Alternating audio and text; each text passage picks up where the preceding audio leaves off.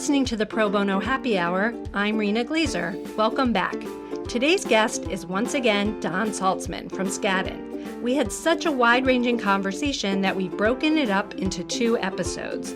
This week, in part 2, we'll jump right into discussing the firm's pro bono program, its global impact project, and more.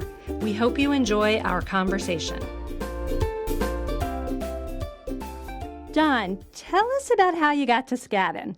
I ended up at Skadden after 14 and a half years as a public defender, really because of money. I mean, I thought I was going to be a career public defender. I loved being a public defender. I never burned out. I never got jaded. I loved what I was doing.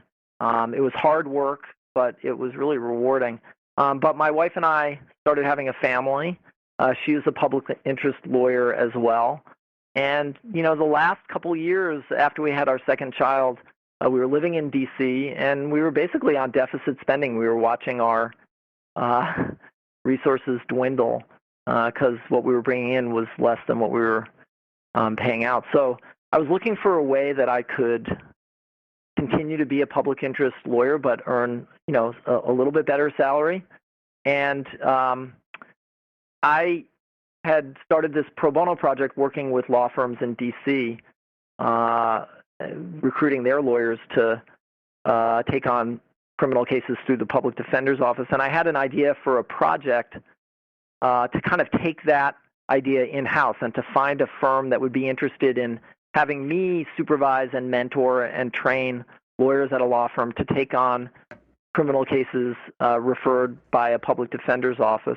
And so I kind of, at the strong suggestion of a friend, I wrote up a proposal. And before I started pitching it to law firms, I decided to run it by a partner I knew at Skadden who, actually my wife and I had worked on a death penalty project together a number of years before that and had become friends. And I reached out to him just to share the kind of proposal to get his input, like, you know, do you think this is a good idea? Do you have suggestions for how I should tweak it? And he told me he thought that it was a really great idea, but he also said to me that he'd been interested in trying to bring in a full-time pro bono counsel to Skadden to help oversee the pro bono program that they had here. And he asked me whether that was something that I'd be interested in. And I said, that sounds very interesting to me. So it was a broader idea than the one that I had shared with him, not to pitch it to him because Skadden was already participating in the pro bono program through the public defender's office. But that led to Skadden asking me if I wanted to join the firm as the first full-time pro bono counsel in our D.C. office. We have another long-standing pro bono counsel, Ron Tabak, in our New York office who really helped to create and put in, and implement a firm-wide pro bono program. But I was the first person to focus solely on pro bono in the D.C. office. So they hired me in September. I think I joined in September of 2002, and I've been here for the last 14 and a half years. Thank you for sharing and being so honest and candid. So tell us a little bit more about your role at the firm and how you spend your time. I think I'm actually somewhat unique, not completely unique, but somewhat unique as far as pro bono counsel at big firms, because over the years, I've found that what I find most rewarding and the way that I can add a lot of value is to be significantly involved in supervising lawyers on pro bono cases and helping to lead teams of lawyers on pro bono cases. And so I have a mix of responsibilities, you know, administrative responsibilities at the firm, but I would say that I spend 75% of my time, maybe a little more, actively working substantively on pro bono cases, either through supervision or leading, you know, teams of lawyers, and sometimes working on cases on my own. And I think that's unusual. I think many pro bono counsel, there's a mix that's much more of a balance between administrative and substantive responsibilities, or maybe, you know, some people who spend most of their time administering the pro bono program and in a very active way, recruiting lawyers to to take on pro bono projects within the firm, finding really fascinating projects for lawyers to take on. But I found that maybe, my skill set is best utilized in kind of the balance that I've struck here. So I spend about 75% of my time working on actual pro bono projects, and they're not all litigation oriented here, but a lot of it is, and a lot of it that I do personally is criminal justice related. So looking back from the time that you joined the firm in 2002, what's been your biggest surprise? That's a good question. I would say, well, I didn't know. I had been in a law firm before I came to Skadden for the first couple of years of my career, and I didn't really do much pro bono, and that firm didn't really have an active pro bono program. So when I came to Skadden, I was surprised at how deep into the core of the firm the ethic to do pro bono work and to give back to the community in a lot of different ways was. I had known about the Skadden Fellows program, which is really separate from our pro bono program, so I knew that the firm had a tremendous history of kind of supporting public interest through the work of the Skadden Fellows program. But I guess it was more my ignorance, really, about the firm. But it really impressed me how important this pro bono mission is to people, very, very important people at the firm, all the way down to the newest members of the firm. And I guess the other thing is I had known a little bit about the network of, or the work that other firms do, pro bono as well, a little bit. But I guess I've been really impressed, too, by how collaborative the effort is between and among law firms. You think of law firms as very competitive organizations, and they definitely are, but there's an amazing amount of collaboration between firms in this area. Yeah, I agree. Competitors in the marketplace, collaborators in pro bono. Exactly. What do you think's changed the most since 2002 at law firms, sort of the legal landscape, or in pro bono over sort of this stretch of time? Well, one thing I'll mention, and I'm sure there are a lot of changes, I've had the opportunity to work on some projects where we have utilized technology to further the work of legal services organizations and the kind of pro bono mission. And so not only taking advantage of the really terrific intellectual technology folks here in our firm, which we have done, but also collaborating with some really great outside organizations who have amazing resources and a real desire to put those resources into supporting pro bono work that lawyers at our firm and other firms have been working on. So, for example, we've developed a really terrific relationship with Navigant, and they in an important innocence project case that I had earlier this year, they loaned us a person for several weeks to be kind of the courtroom technology expert, a person who could call up an exhibit on a seconds notice and put it up on a screen and manipulate it, and which is a really effective tool to help lawyers who are storytellers do their work in a courtroom. And we've worked with them on other projects as well to try to streamline a clinic here in D.C. to provide a kind of technological solution to make the work of people in a kind of a walk-in clinic in D.C. They're working with us right now. So I think one of the surprises is the way that lawyers and folks in the tech world can collaborate to make legal services and pro bono work more effective and efficient. Has been a really terrific thing to see. Those are such smart takes, both on the tech side, that one of the advances of technology in the world that we can tap into is to help make access to justice more efficient and more widely spread. And experts, right? We always think, every lawyers and we can do it all, but there are so many amazing experts like Navigant, like tech experts, and we just have to ask. We're not always good about, sort of asking outside our box, but I think that is so true. I mean, I have been surprised in a great way over and over again when, folks have asked and people have responded. It's really terrific. let's talk a little bit about Skadden's Impact Project. Could you tell us about how that started and how the model's grown?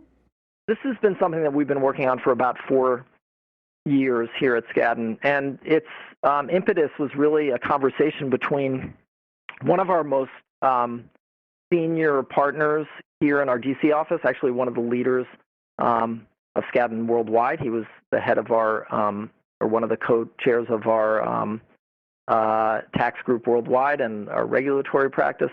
And it was a conversation between this partner and his daughter, who was also working in legal services, about this idea of civil Gideon and the idea that the right to a lawyer for poor people should extend beyond just criminal defense, but to broader civil matters. And how, while that may not be on the horizon as a right that all poor people would have anytime soon, that there are ways that law firms could try to fill that gap.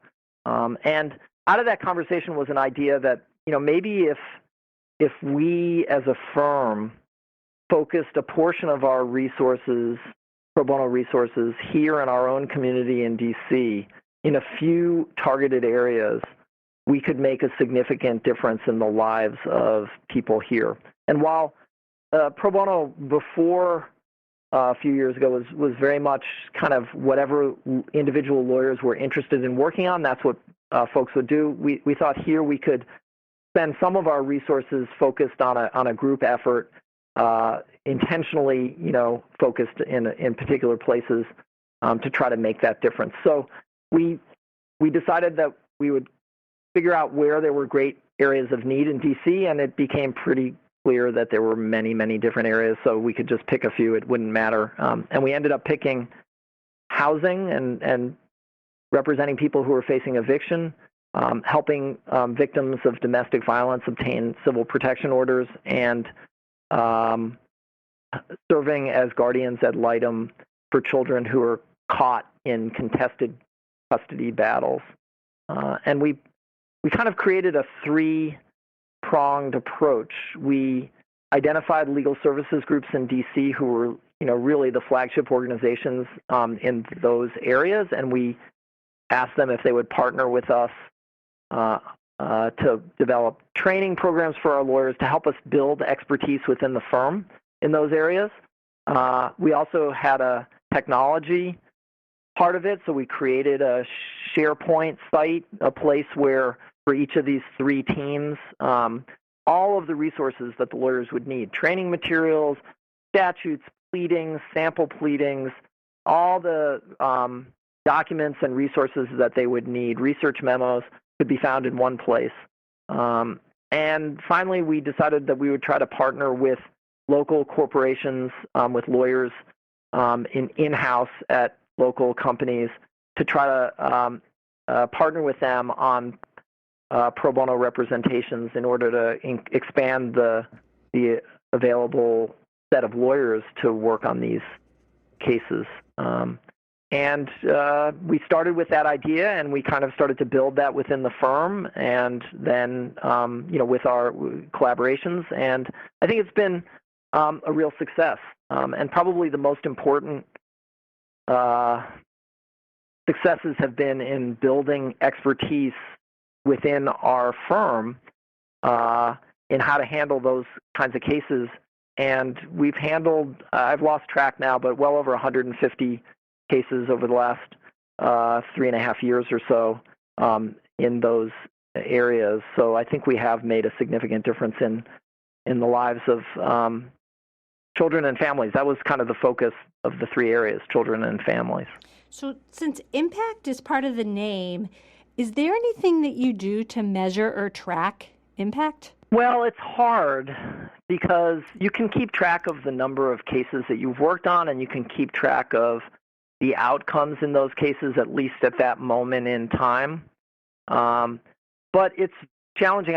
So I mentioned my wife earlier. She has been in the public interest field for a long time, and for many years was the head of the local bar foundation that was the sort of provider of funding to legal services, both private and public. And one of the things that she worked on was to try to figure out how to measure the broader impact of the legal representations of poor people. And it's really challenging because on the one hand, there are probably many, many collateral benefits to helping someone, for example, retain their home. They're able to keep their job. Their kids are able to have stability and not have to transfer, from school to school to school.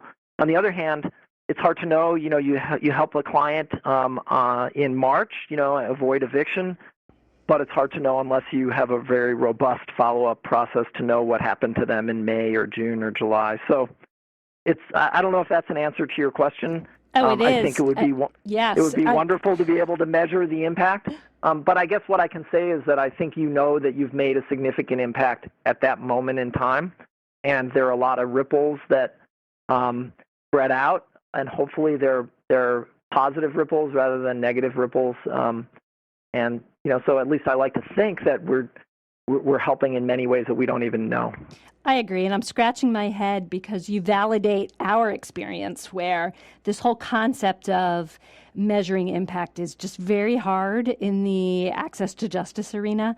It's not just outcomes, and it's really hard to do longitudinal, sort of benefit tracking, and it's very complicated. So you validate that. I'll say one other thing. Yeah. I do think that simply doing this work connects lawyers to their community, and I think that that's a huge benefit. We are very, very privileged to be working at a law firm like Skadden and all the other major law firms, and sometimes I think it would be easy to forget that we're in a community where there are a lot of challenges, because some of us get to go home to a community that's really different, even though it's not very far away. So I think there's a huge benefit to having a coordinated effort to connect lawyers to their community in that way. That's a wonderful point, and I think it's particularly acute here in Washington, where so many lawyers have national or international practices.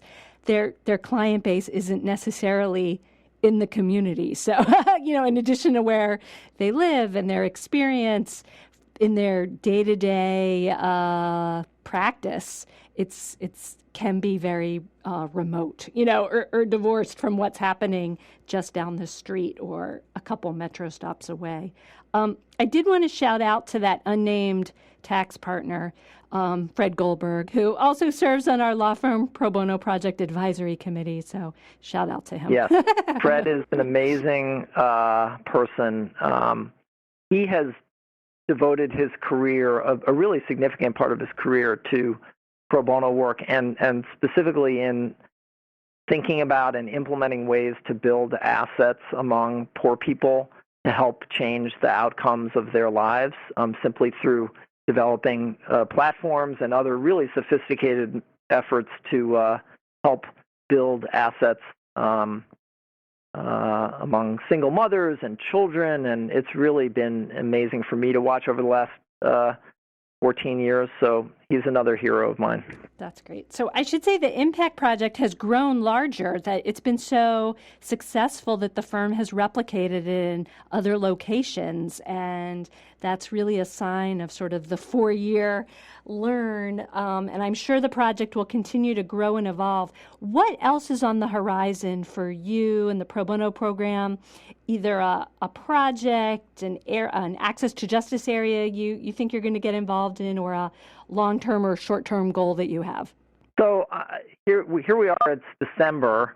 And it's a time when I'm supposed to be, I guess people are supposed to be thinking about, like, what comes next? It's New Year, New Year's resolution. I have to say that I've been so busy lately that I haven't really had a chance to focus beyond Clemency Project and the Norfolk Four and the case that I learned about a couple days ago that the Supreme Court granted cert in that I've had a role in, although I'm not one of the lead folks on the Supreme Court effort. But so I have to say, in that regard, you've caught me kind of flat-footed because I don't have a vision for what comes next. That's cool. We'll stay tuned, and you'll come back, and we'll hear about it. But in the meantime, tell us about the cert grant. What kind of case is that? Yeah, so that's another wrongful conviction innocence case. One of the highest-profile murder cases in D.C. In the last 30 years. It actually happened when I was in law school in 1984, and a 48-year-old woman on a Monday afternoon was walking in northeast D.C. And was found late in the afternoon, murdered and beaten to death and horribly sodomized in a garage off of an alley. And this was 5 years before the Central Park jogger case, which was the case where the prosecution police theory was that a kind of a roving gang of young men had attacked a jogger in Central Park and raped her and beat her. So 5 years before that, this 8th and H case was a case where the police pretty quickly believed that a large group of teenagers who were hanging out in a park had attacked this woman, initially to rob her, but ultimately beat her and sodomized her with an object and left her to die in this garage. And ultimately, I think 17 young people were arrested and charged with that crime. 10 of them went to trial, and 8 were convicted. And of those 8, 1 died in prison, and 7 spent very, very long times in prison, and 1 of them has been paroled.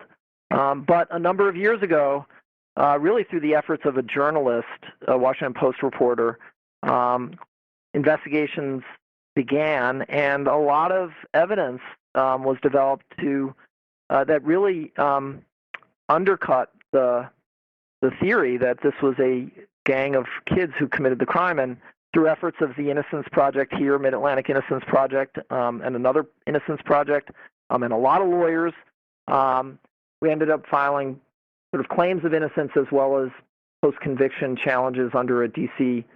statute, and had a lengthy hearing in 2012, but unfortunately the judge ruled against us. The main part of our claim was that the government had failed to disclose exculpatory evidence about alternate perpetrators, and we believe that evidence is incredibly powerful. We think it really demonstrates who committed the crime, but the Superior Court disagreed with us. The Court of Appeals disagreed with us and affirmed the convictions. And a couple days ago, the Supreme Court granted cert, and the question is whether the court erred in denying these Brady claims. And so a team of lawyers is now working on that Supreme Court case, and this spring sometime it'll be argued before the court. And if people are interested in learning more, the Washington Post has really a lot of coverage about this case, in particular because it was a local matter. It was a huge thing. As I said, I was in law school at the time, and I remember this case vividly. I actually had lived for a summer within a couple blocks of where the crime happened. So it's been a case that's been in the media for many years in D.C. anyway. And it's really a tragic story of what happened to this woman, but also what's happened to the families and the men who remain in prison and the families. We'll stay tuned and keep an eye out, see how it goes. We wish you luck. So, in addition, other than Fred Goldberg, who you mentioned, and George Kendall, who you've mentioned, who are some of your other pro bono or access to justice role models? I mentioned Ron Tabak. Ron has been at Skadden for probably 35 years.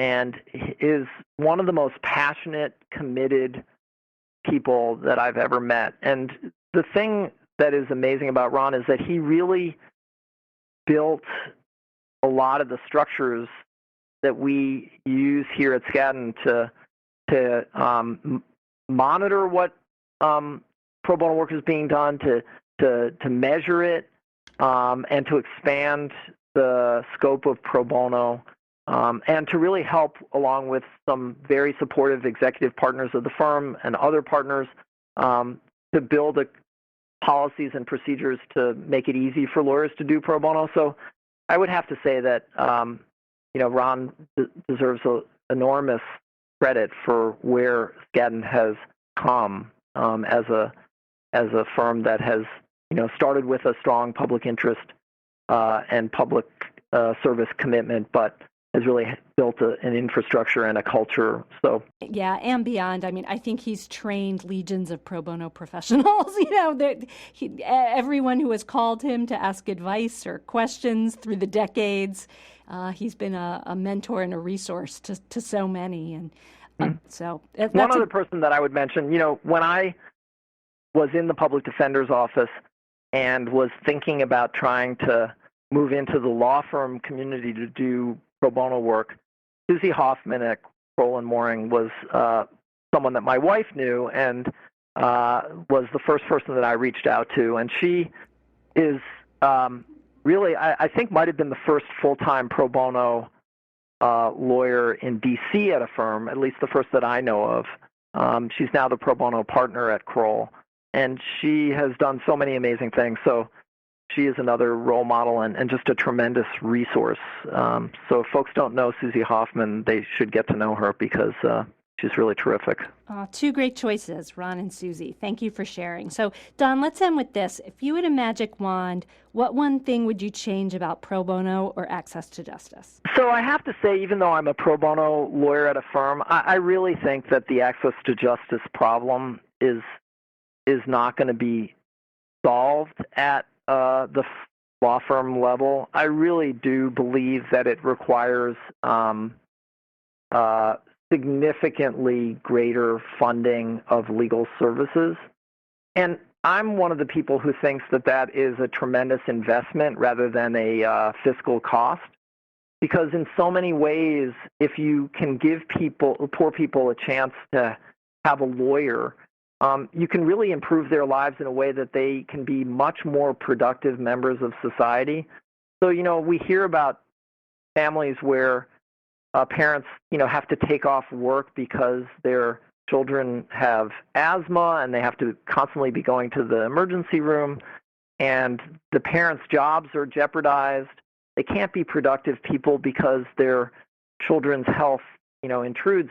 And the reason oftentimes is because they're living in substandard housing, and they can't get better even with the best medical care. So, while pro bono lawyers can help, I really think that having robust legal services is critical. And maybe the last thing I'll say is that I've mentioned a lot of people, but the people that I admire day in and day out are the legal services lawyers who choose to work in organizations for really modest pay, with high caseloads and just tremendous stress and other, challenges, and yet choose to do that day in and day out. And so I really think that if we're going to solve the access to justice problem and close that gap, law firms can help, but the real need is to increase funding, public and private, for legal services.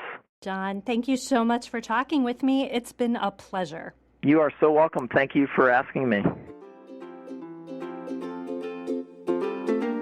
Thanks for listening, and a special thank you to Don for joining us on our show. New and archived episodes of the podcast can be found on iTunes and YouTube. Be sure to subscribe if you haven't already, and please take a moment to leave a review. We'd appreciate the honest feedback, and it would help make it easier for other listeners to find the program and expand the conversation about pro bono and access to justice. We'd love to hear from you. Send your comments and suggestions to probono@probonoinst.org. Be warned, we might just read them on the air.